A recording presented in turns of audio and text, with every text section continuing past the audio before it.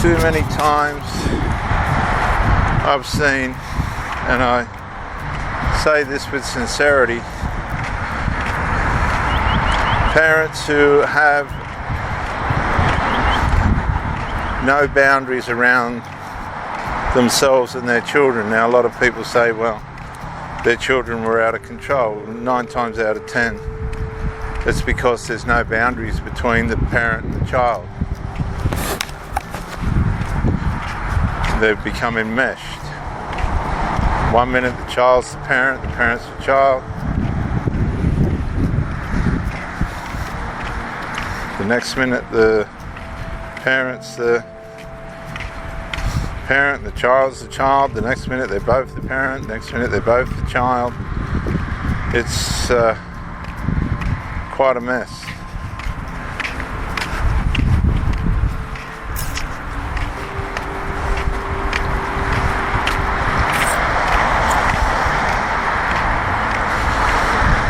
But when you get caught up in these relationships, the woman, in my case it was the single mother,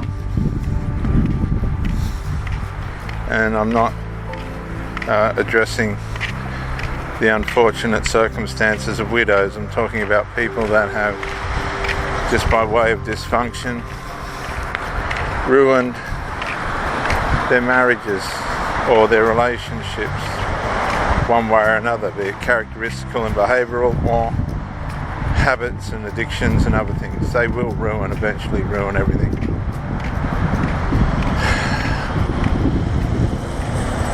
Particularly if the person's just in the cultural matrix that they've made up for themselves and believe is the way to go, even if it's wrong.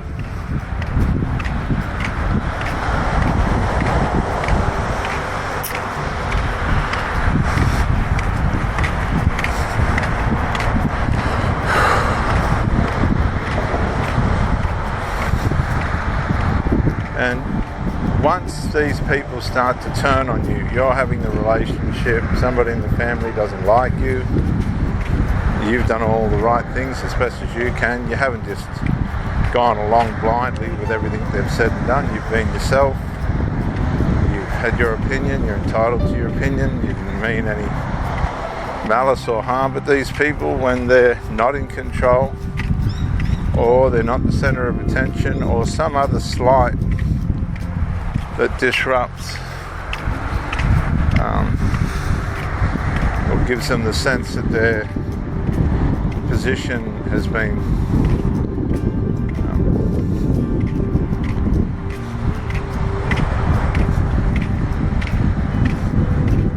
challenged, or not so much challenged, but what's that word I'm looking for? I'm sure you can think of it.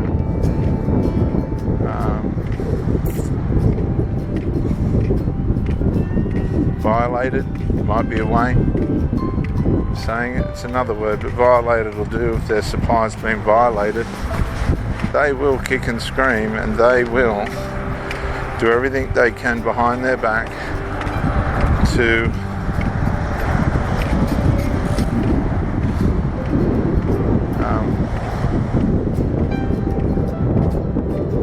sabotage you. They'll vandalise your character behind your back.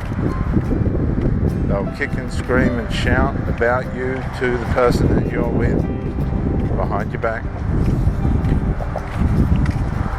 They'll cause trouble and have tantrums and things, and these are adult people behind your back. They'll undermine you and vandalise you covertly behind your back. And it's sad when you've got a partner that's really trying to make their new relationship work, and the family members associated with this person just aren't going to have it. Doesn't suit them. And the problem with it is it's got absolutely nothing to do with them. And now you're the meat and the sandwich in the middle of this enmeshment. The mother can't do anything, or in my case the mother, because she's paralysed by the enmeshment and the way in which she's enthroned the adult child. A lot of these women have little husbands. They groom their sons to be their little husband, faultless little husband that they worship and idolize and wish they were the man that they always had. And the son plays into that. They'll play into it. They get goodies out of it. Other silly, abusive, silly things.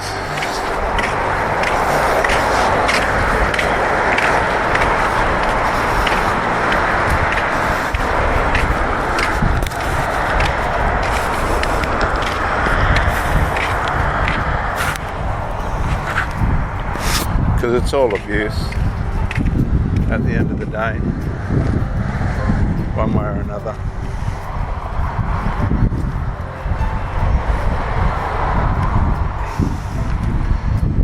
And it's all a safety net. Whilst the covert emotional incest or the enmeshment, whatever level it's at, is wearing away at the relationship and becoming a problem, the problem that you have is the solution for the person that you're with, because it can't fail. Covert emotional incest does not fail. It's permanent because it's DNA concepted. It's built on maternal connections. But the maternal connection doesn't separate, it doesn't break. So the adult child is never separated from the parent. And the parent gets a tremendous sense of security from this, and so does the child. But it undermines the child's ability to mature and grow and face life the way that they should, because they just keep running back to the parent, and the parent keeps running back to the child, and it goes round and round in circles until there's nothing left of anybody. Just two infantile, immature people.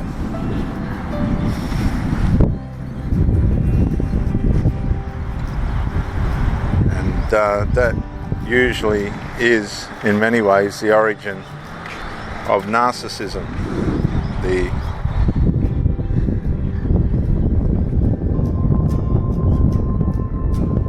forfeiting of the separation of parent-child. It's when narcissism is conceived.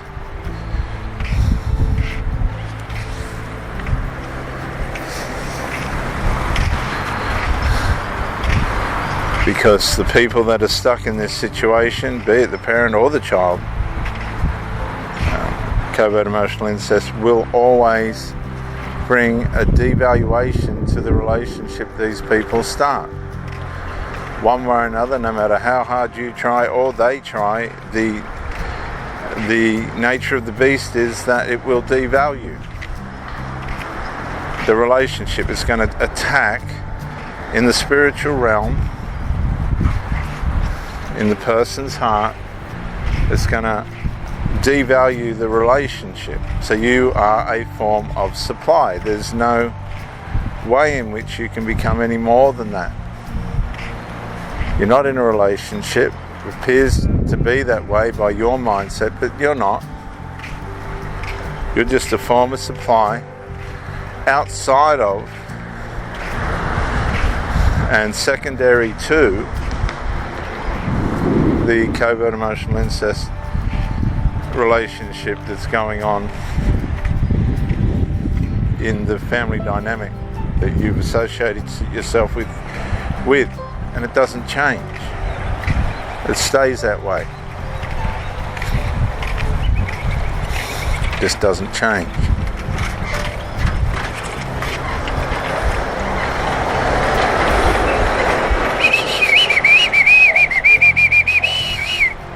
Two beautiful little swallows just in front of me. Beautiful browns and blue coloured. Just beautiful little birds, like a flying swallow, like a fleeting sparrow. So accursed, causeless, will not alight. So a lot of our troubles come upon us because we cause them ourselves. And if we can identify the cause of it, for some of you, it could be you're connected to a covert emotional incest person. And you're just not going to get the run that you need from that person. You're just going to be stuck in limbo. You're just going to be demasculinized, defeminized.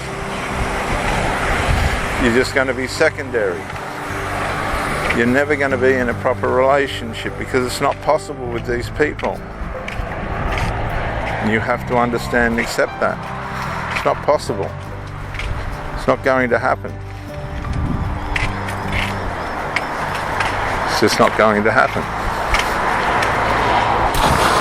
And hopefully you'll wake up to the reality of this. Have a little talk. Share what you feel and where it's at. It won't change.